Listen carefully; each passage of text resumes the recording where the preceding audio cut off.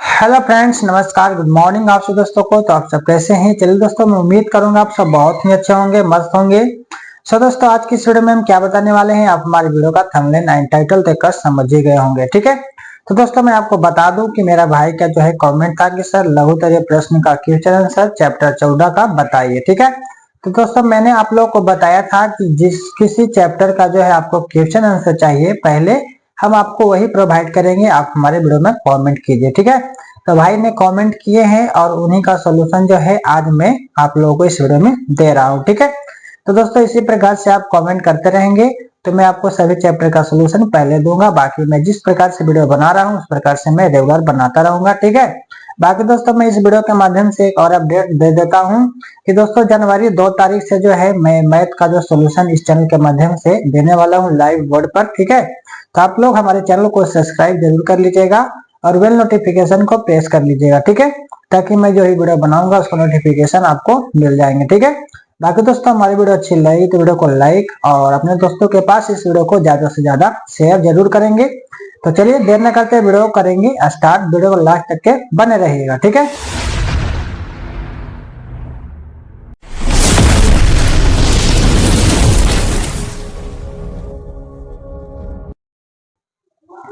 तो यहाँ पर दोस्तों आपको सुगम विज्ञान क्लास 7 चैप्टर 14 का जो है दोस्तों लघुत्तरीय प्रश्न का क्वेश्चन आंसर, जिसमें हम लोग का पढ़ना था विद्युत धारा और इसके प्रभाव के बारे में। ठीक है, तो चलिए इसके बारी बारी से जो है सभी क्वेश्चन के आंसर को जानते हैं। लघुत्तरीय प्रश्न का पहला नंबर क्वेश्चन है कि विद्युत धारा के ऊष्मीय प्रभाव के कोई दो उपयोग बताएं। ठीक है, तो दोस्तों विद्युत धारा के ऊष्मीय प्रभाव के दो को उपयोग बताना है। तो मैंने बताया है कि विद्युत धारा के ऊष्मीय प्रभाव के दो उपयोग। पहला दोस्तों विद्युत बल्ब। ठीक है, विद्युत बल्ब में क्या होता है, टंगस्टन की पतली तार का जो है फिलामेंट लगा होता है ना। जब इसमें से विद्युत धारा गुजरती है तो यह क्या होता है, ऊष्मा के कारण गर्म हो जाता है। ठीक है, और गर्म होकर के प्रकाश पैदा करता है। ठीक है दोस्तों, तो हो गया विद्युत बल्ब जो ऊष्मीय प्रभाव को क्या करता है, मतलब विद्युत धारा के ऊष्मीय प्रभाव इसमें होता है। और उसके बाद दोस्तों दूसरा विद्युत हीटर है ना। विद्युत हीटर क्या होता है दोस्तों कि विद्युत धारा के ऊष्मीय प्रभाव पर आधारित एक घरेलू उपकरण है। क्या है दोस्तों, घरेलू उपकरण है। ठीक है, तो इस तरीके से दोस्तों क्या करेंगे, विद्युत धारा के दो ऊष्मीय प्रभाव के बारे में बता देंगे। बाकी दोस्तों आपका सेकंड नंबर क्वेश्चन आता है कि विद्युत धारा के चुंबकीय प्रभाव के जो है कोई दो उपयोग बताएं। ठीक है, तो हमने बताया विद्युत धारा के चुंबकीय प्रभाव के दो उपयोग ये हैं। पहला दोस्तों विद्युत घंटी में है ना, और दूसरा है विद्युत मीटर में किया जाता है। ठीक है, किसका, विद्युत धारा के चुंबकीय प्रभाव का उपयोग जो है हम लोग विद्युत घंटी में और विद्युत मीटर में करते हैं। ठीक है,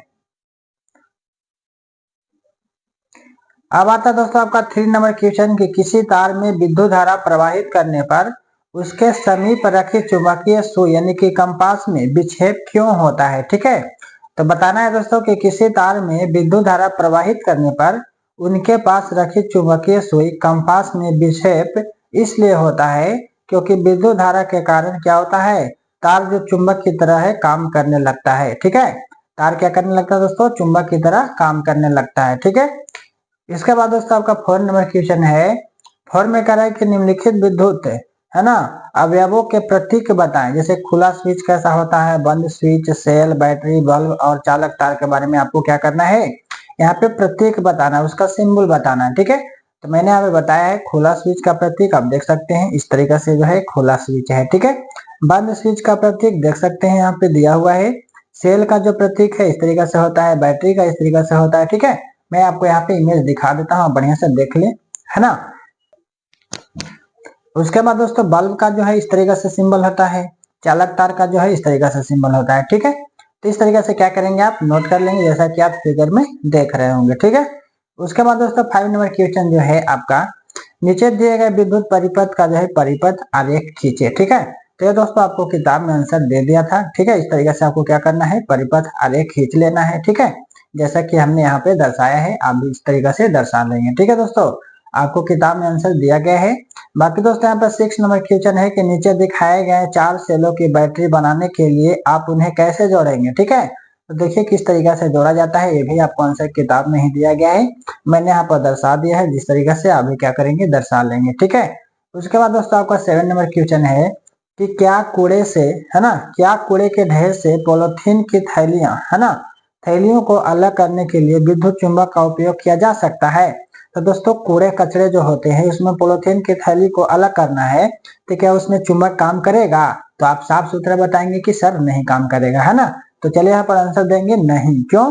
क्योंकि कूड़े के ढेर से जो है प्लास्टिक की थैलियों को अलग करने के लिए विद्युत चुंबक का इस्तेमाल नहीं किया जा सकता है। ठीक है, ऐसा इसलिए है क्योंकि विद्युत चुंबक केवल चुंबकीय पदार्थ को आकर्षित करता है ना। और प्लास्टिक थैलियां क्या है, गैर चुंबकीय होती है।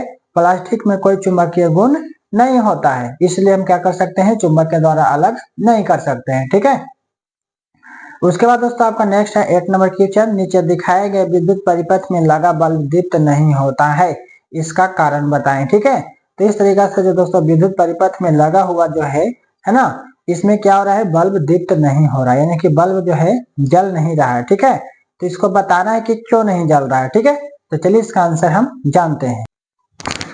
हाँ तो दोस्तों इसका आंसर क्या होगा, जैसा कि आप फिगर में देख रहे होंगे कि विद्युत परिपथ में लगा बल्ब दीप्त इसलिए नहीं हो रहा है क्योंकि एक सेल का ऋणात्मक सिरा जो है ना दूसरे सेल के ऋणात्मक सिरा से ही जुड़ा हुआ है। ठीक है, इसलिए क्या हो रहा है दोस्तों, बल्ब वहां पे नहीं जल रहा है। ठीक है, अगर माइनस प्लस होता तो बल्ब जल जाता, लेकिन यहाँ पर क्या है, दोनों के दोनों सिरा जो है ऋणात्मक टर्मिनल से तार जो है जुड़ा हुआ है। ठीक है, इसीलिए क्या हो रहा है, वहां पे नहीं बल्ब जल रहे हैं। ठीक है, उसके बाद दोस्तों नेक्स्ट है आपका 9 नंबर क्वेश्चन कि आपके मकान का विद्युत फ्यूज पिघल गया है। ठीक है, एक बिजली मिस्त्री इसकी जगह एक चालक तार को लगाना चाहता है, क्या यह उचित है?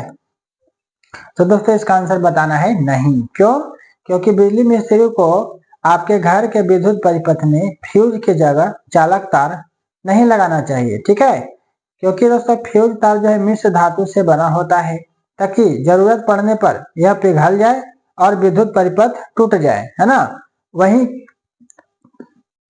तांबे के तार का जो है गलनांक ज्यादा होता है, इसलिए इसका इस्तेमाल फ्यूज के तौर पर नहीं किया जा सकता है। ठीक है, तो इस तरीके से हमने बताया है, तो आप इस तरीके से ऐड कर लेंगे। बाकी दोस्तों 10 नंबर क्वेश्चन है कि नीचे दिए गए विद्युत परिपथ में लगा बल्ब दीप्त नहीं होता है, क्या आप इसका कारण बता सकते हैं? तो दोस्तों सेम उसका अपोजिट यहाँ पर दिया गया है कि दिए गए विद्युत परिपथ में लगा बल्ब जो है दीप्त इसलिए नहीं हो रहा है क्योंकि एक सेल का धनात्मक सिरा जो है दूसरे सेल के धनात्मक सिरा से ही जुड़ा हुआ है। ठीक है, जैसा कि मैंने अभी आपको बताया कि माइनस माइनस से जुड़ा हुआ था जिसके कारण बल्ब नहीं जल रहा था, और यहाँ पर दोस्तों प्लस प्लस से जुड़ा हुआ है जिसके कारण बल्ब यहाँ पे भी नहीं जलेगा। ठीक है, तो जब भी होना चाहिए तो प्लस माइनस दोनों होना चाहिए, तभी जाकर क्या होगा, बल्ब जलेंगे। ठीक है, तो यहाँ पर क्या हो रहा है दोस्तों कि दोनों सिरा जो है सेल के धनात्मक से जोड़ा गया है। ठीक है, दोनों सिरा क्या है, तार का सेल के धनात्मक से जोड़ा गया है जिसके कारण जो है बल्ब यहाँ पे दीप्त नहीं हो रहे हैं। ठीक है, उसके बाद दोस्तों नीचे में है आपका 11 नंबर क्वेश्चन जो है 11 में बोल रहा है कि नीचे दिए गए चित्र में स्विच की ऑफ स्थिति में कौन सा बल्ब जलेगा? दोस्तों जब स्विच ऑफ रहेगा तो कोई भी बल्ब नहीं जलेंगे। ठीक है, तो बता देना है कि स्विच की ऑफ स्थिति में कोई बल्ब नहीं जलेगा। उसके बाद दोस्तों सेकंड है कि स्विच को ऑन करने पर पहले कौन सा बल्ब जलेगा? तो दोस्तों सब जो है यहाँ पे तार जो है जोड़ा हुआ है ना, सभी के सभी बल्ब में तार जुटा हुआ है। जब स्विच ऑन करेंगे तो सभी के सभी न जलेगा, तो यही बताना है कि स्विच को ऑन करने पर परिपथ पूरा हो जाएगा और विद्युत धारा जो है तुरंत प्रवाहित होगी, यानी कि वहां पे सभी के सभी बल्ब जल जाएंगे। ठीक है, तो इस तरीके से दोस्तों आपको क्या करना है, क्वेश्चन के आंसर को नोट कर लेना है। बाकी दोस्तों यहाँ पर आपका जो है लघुत्तरीय प्रश्न का क्वेश्चन आंसर खत्म होता है। कि आपको समझ में आया नहीं आया, आपको हमारी वीडियो कैसी लगी कमेंट करके जरूर बताएंगे। बाकी दोस्तों आपको जिस भी चैप्टर का क्वेश्चन आंसर चाहिए आप कृपया कमेंट करें, मैं आपको उसका समाधान जरूर दूंगा। बाकी दोस्तों मिलेंगे नेक्स्ट वीडियो में, जब तक के लिए इतना ही, best of luck. So thank you, all the best, जय हिंद जय भारत।